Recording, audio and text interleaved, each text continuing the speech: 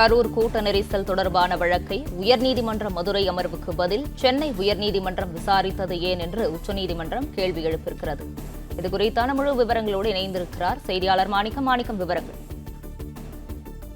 நடைபெற்றிருக்கக்கூடிய விஜயனுடைய பிரச்சாரத்தினுடைய கூட்ட நெரிசல் பலியானவர்கள் தொடர்பாக தமிழ்நாடு அரசு அமைப்பு சிறப்பு விசாரணைக்குழு அமைப்பதற்காக உயர்நீதிமன்றம் கொடுத்திருக்கக்கூடிய அந்த உத்தரவை எதிர்த்து சிபிஐ விசாரணை வேண்டும் என்று ஒரு வழக்கு உச்சநீதிமன்றம் தாக்கல் செய்யப்பட்டிருந்தது. அதே போன்று தாவேகா சார்பிலும் இந்த விவகாரத்தை தொடர்பாக விசாரிப்பதற்கு சிபிஐ மேற்கொள்ள வேண்டும் என்று கோரிக்கை வைக்கப்பட்டிருக்கு. தொடர்பாக 5 மனுக்கள் தாவேகாவுடைய பிரச்சாரம் தொடர்பாக முன்வைக்கப்பட்டிருக்கின்றன. அந்த 5 மனுக்களையும் ஒருங்கிணைத்து தற்பொழுது உச்சநீதிமன்றம் இந்த வழக்கை விசாரித்திருக்கிறார்கள். 5 வழக்குகளை பொறுத்தவரையிலும் சிபிஐ கோருவதே பிரதானமாக இருக்கிறது.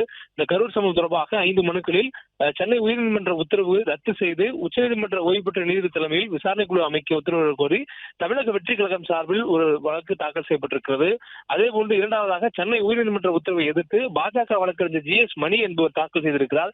அதில் இது அரசியல் பழிவாங்கும் நோக்கத்தோடு நடந்த துயர சம்பவம். எனவே சம்பந்தப்பட்ட அனைத்து காவல்துறை, மாவட்ட நிர்வாகம் உள்ளிட்ட பல்வேறு அரசு துறைகளை சேர்ந்தவர்களை மற்றும் நிகழ்ச்சி ஏற்பாடுகள் மீது வழக்கு பதிந்து முறையான நீதி விசாரணை நடக்க சிபிஐ அல்லது பதவியில் உள்ள அல்லது ஓய்வு பெற்ற உச்சநீதிமன்ற நீதிபதிகள் அடங்கிய சிறப்பு புலனாய்வு குழு அமைக்க வேண்டும் என்று அவர் அந்த மனுவில் கோரியிருக்கிறார். அதே போன்று மூன்றாவதாக சிறப்பு புலனாய்வு குழு விசாரணைக்கு எதிராக கரூர் சம்பவத்தில் உயிரிழந்த சந்திரா என்பவரின் கணவர் செல்வராஜ் சிபிஐ விசாரணை நடத்த உத்தரவிட கோரி ஒரு மனு தாக்கல் செய்திருக்கிறார்.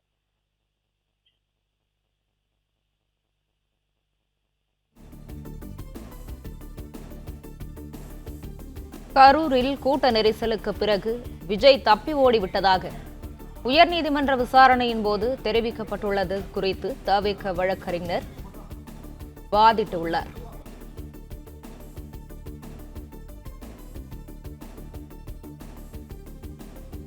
தவிகவோ விஜயோ எதிர் மனுதாரராக இல்லாதபோது எதற்காக எங்களை பற்றி உயர்நீதிமன்றம் கருத்து தெரிவிக்க வேண்டும் என்று தவிக தரப்பில் வாதிடப்பட்டுள்ளது. இது குறித்தான மேலும் விவரங்களை தொடர்ந்து பகிரவிருக்கிறார் செய்தியாளர் மாணிக்கம். விவரங்களை பகிரலாம்.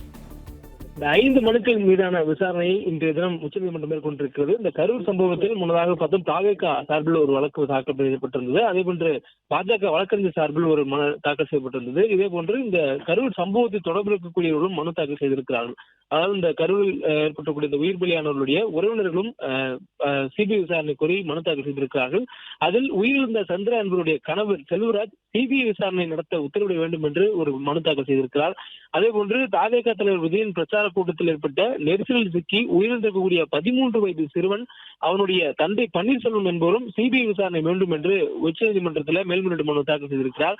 அதேபோன்று 5வது பிரபாகரன் என்பவர் சிபிஐ விசாரணை கோரி ஒரு மனு தாக்கல் செய்திருக்கிறார். இதுபோல் தாவேகாவுடைய பிரச்சாரம், விஜயனுடைய பிரச்சாரம் கரூரில் நடைபெற்ற அந்த விவகாரம் குறித்து சென்னை உயர்நீதிமன்றம் கொடுத்திருக்கக்கூடிய உத்தரவு எதிர்த்தும் அதே போன்று சிபிஐ விசாரணை கோரியும் என 5 மனுக்கள் தாக்கல் செய்யப்பட்டிருக்கிறது. இந்த 5 மனுக்கள் மீதான விசாரணை என்பது தற்பொழுது உச்சநீதிமன்றத்தில் நடைபெற்றிருக்கிறது. அதில் பல்வேறு கருத்துக்கள் தாவேகா சார்பில் முன்வைக்கப்பட்டிருக்கிறது. அதுவும் குறிப்பாக பிரச்சாரத்திற்காக பல்வேறு கட்டுப்பாடுகள் விதிக்கப்பட்ட போதிலும் அந்த பிரச்சாரம் நடைபெற்றிருக்கிறது. அதே போன்று இந்த விவகாரத்தில் அதாவது உயர்நீதிமன்றம் இந்த வழக்கை விசாரிக்கும் பொழுது அந்த வழக்கினுடைய எதிர் மனுதாரராக இல்லாத ஒருவர் குறித்து உயர்நீதிமன்றம் நேரடியாக விமர்சித்திருக்கிறது.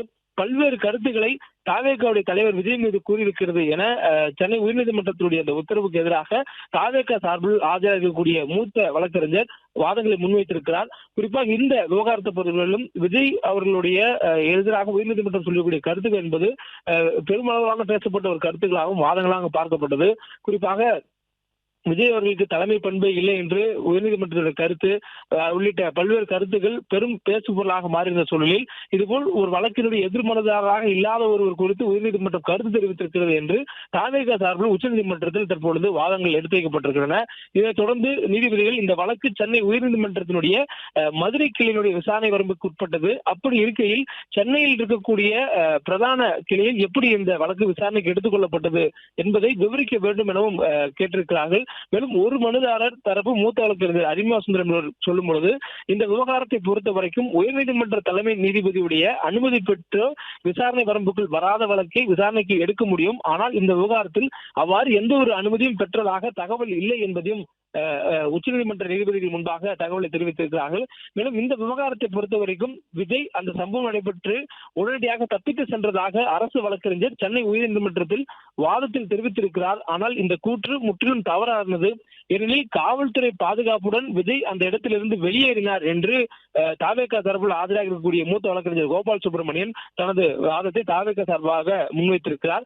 அதே போன்று நீதிபதிகள் கேட்ட கேள்வி, இந்த வழக்கு பொறுத்தவரையிலும் கரூரில் நடைபெற்ற ஒரு சம்பவத்து தொடர்பான வழக்கு, இந்த வழக்கு விசாரிப்பதற்கு அதனுடைய ஜூரிடிக்ஷன் பார்க்கும் பொழுது மதுரை உயர்நீதிமன்ற கிளையில் தான் இந்த வழக்கு விசாரணைக்கு எடுத்துக் கொள்ளப்பட்டிருக்க வேண்டும். ஆனால் மாறாக சென்னை உயர்நீதிமன்றத்தில் சென்னை அமர்வில் எடுக்கப்பட்டதற்கான காரணம் என்ன என்று கேட்கும் பொழுது அதற்கான தகவல் வழக்கமாக இது போன்ற நிகழ்வுகளின் பொழுது சம்பந்தப்பட்ட ஜூரிடிக்ஷனுக்கு வெளியே இருக்கக்கூடிய நீதிமன்றம் விசாரிக்கக்கூடிய சூழலில் அந்த நீதிமன்றத்துக்கு சிறப்பு அனுமதி என்பது பெறப்பட வேண்டும். அதாவது அந்த மனு விசாரிப்பதற்கான சிறப்பு அனுமதி என்பது பெறப்பட வேண்டும். அதுவும் குறிப்பாக இந்த விவகாரத்தில் எதிர்மனு சென்னையில் பிரதான கிளைக்கு மாற்றப்பட்டது தொடர்பான வழக்கு விசாரிக்க ஒரு அனுமதி என்பது முறையாக பெறப்படவில்லை. அப்படி பெறப்பட்டதற்கான எந்த வகையிலான ஒரு தகவலும் இல்லை என்பது குறிப்பிட்டார். குறிப்பாக உயர்நீதிமன்ற தலைமை நீதிபதியினுடைய அனுமதியுடன் தான் இதுபோல் ஒரு வழக்குக்கு ஜூரிடிக்ஷன் இல்லாத வழக்கு மற்றொரு இடத்தில் விசாரிக்க கொள்ள முடியும்.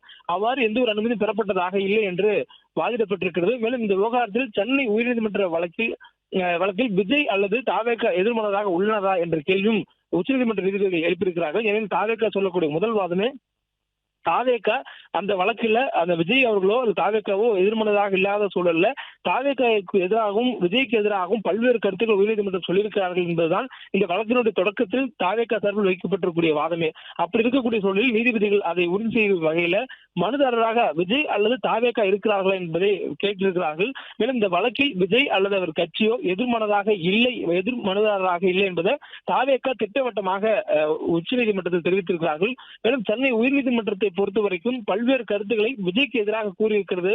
குறிப்பாக இளைஞர்கள், தொண்டர்கள் இருசக்கர வாகனத்தில் வரும்போது விஜயனுடைய வாகனத்தில் தட்டுப்பட்டு கீழே விழுந்த போது கூட அது தொடர்பாக எந்த வழக்கும் இல்லாத நிலையில் சில காணொலி காட்சிகளை வைத்து விஜய்க்கு எதிரான கருத்துக்களை சென்னை உயர்நீதிமன்றம் தெரிவித்திருக்கிறது என்ற ஒரு விவரங்களை உயர்நீதிமன்ற உத்தரவு தொடர்பான விளக்கங்களை தற்போது தாவேகா எடுத்து வைத்திருக்கிறார்கள். மேலும் குறிப்பாக இவர் எப்படிப்பட்ட தலைவராக இருக்கிறார் என்று விமர்சனங்களை எல்லாம் சென்னை உயர்நீதிமன்றம் முன்வைத்திருக்கிறது என்று தாவேகா தரப்புல உயர்நீதிமன்றத்துடைய கருத்துக்களுக்கு எதிராகவும் வாதங்கள் முன்வைக்கப்பட்டிருக்கின்றன.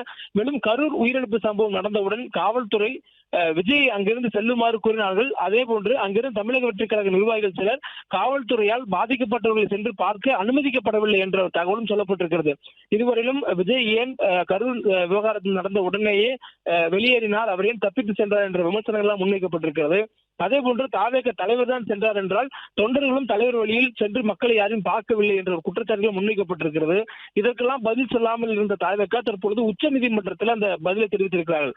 பிளே ஸ்டோர் மற்றும் ஆப் ஸ்டோரில் இருந்து பாலிமர் செயலியை QR கோடு மூலம் பதிவிறக்கம் செய்யுங்கள். செய்திகளை உடனுக்குடன் பெறுங்கள்.